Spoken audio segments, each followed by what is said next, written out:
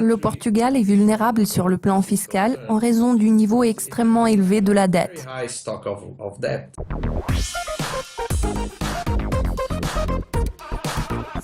Premièrement, Philippe, je vous propose de nous focaliser sur la tendance qui s'est récemment dessinée dans la plupart des économies européennes. Les décideurs politiques semblent prêts à tout afin de donner un élan nécessaire à leurs économies respectives.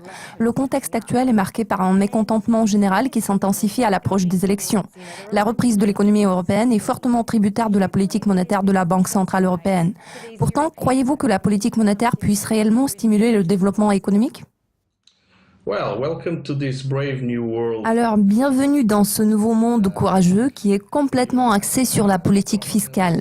Vous avez raison, Céleste, les gouvernements sont exhortés à prendre plus de mesures afin de réformer leurs économies respectives. Les réformes ont énormément de poids pour le développement économique. Les gouvernements cherchent à rendre leur budget plus équilibré. Ces dernières semaines, tous les yeux étaient rivés sur le discours de Janet Yellen à Jackson Hole, ainsi que sur la réunion du G20 et la conférence de presse de Mario Draghi. Il convient de noter que les discours que nous avons entendus dans le cadre de ces réunions et tous les articles de presse dédiés à l'économie mondiale avaient un point commun. Il s'agit notamment de la nécessité de dépenser plus. À l'heure actuelle, les économistes les plus réputés semblent tous chanter la même chanson. Donc, je pense que nous devrions accorder de l'attention à ce sujet. Le problème réside dans le fait que lorsque les décideurs misent tout sur les dépenses sans trop se soucier du budget, cela ne fait que renforcer la pression exercée sur la politique monétaire. Je peux dire que jusqu'à présent, la politique monétaire en tant que telle a été l'un des principaux instruments de stimulation de l'activité économique. Les modifications de politique monétaire sont désormais parmi les mesures les plus urgentes à prendre. Cela étant dit, les banques centrales seront obligées d'acheter des titres de la dette souveraine dans le but de rendre possible la mise en œuvre de cette politique expansionniste en matière de dépenses. Le problème fondamental à cet égard réside dans la crédibilité du système financier en tant que tel. En règle générale, les gens ont du mal à comprendre pourquoi les taux d'intérêt sont négatifs et pourquoi il existe un problème de liquidité excessive. Ce qui est d'autant plus difficile à comprendre, c'est la raison pour laquelle dans de telles circonstances, il n'y a pas de croissance économique. Un autre risque important réside dans le fait que même si la BCE achète des titres de la dette souveraine, cette dette se reflètera directement sur le bilan des pays de la zone euro. En cas d'échec de cette politique et de manque de cohésion au sein de l'UE, un scénario assez défavorable se profile à l'horizon. Les pays de la région sont susceptibles de se retrouver face à une immense dette résultant de cette politique.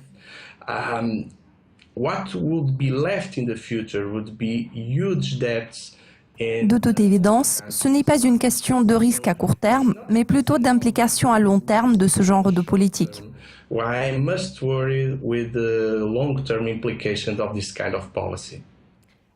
Passons au Portugal, dont la situation budgétaire est assez fragile en ce moment. La tendance que vous venez de décrire concerne-t-elle le Portugal ? Vous avez raison d'avoir des doutes au sujet du Portugal. Le problème clé du pays consiste dans sa vulnérabilité sur le plan fiscal en raison du niveau extrêmement élevé de la dette.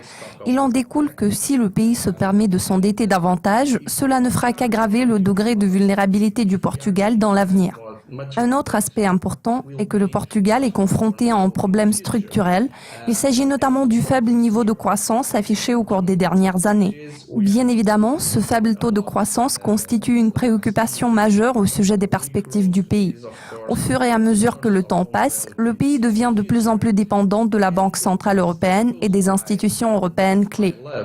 We are more and more dependent from the ECB and the European institutions. Cela réduit de manière significative notre marge de manœuvre en termes de politique économique en allant de l'avant.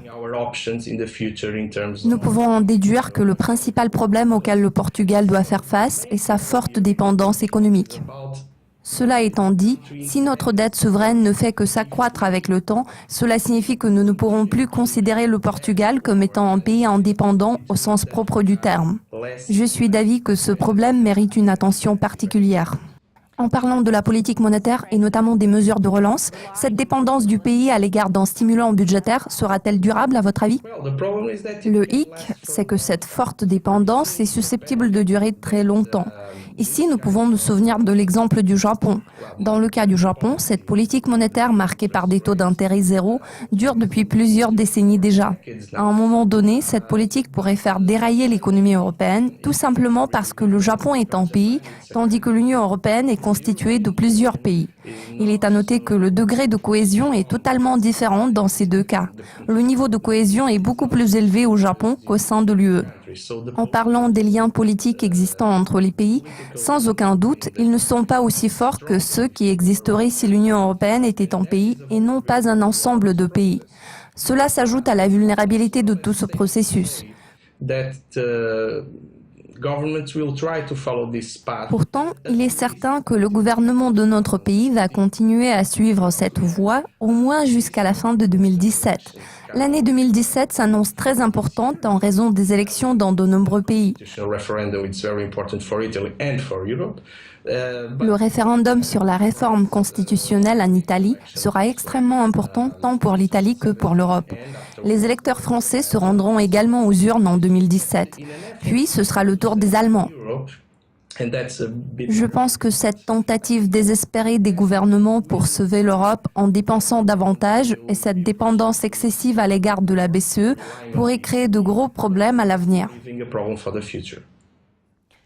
Certes, il sera intéressant de voir comment la situation va évoluer. Philippe, tous mes remerciements pour votre participation aujourd'hui. Cela a été un plaisir. C'est tout pour le moment. Merci de votre attention. Restez à l'écoute de Dukascopy TV pour être au courant de l'essentiel de l'actualité économique et financière. À la prochaine.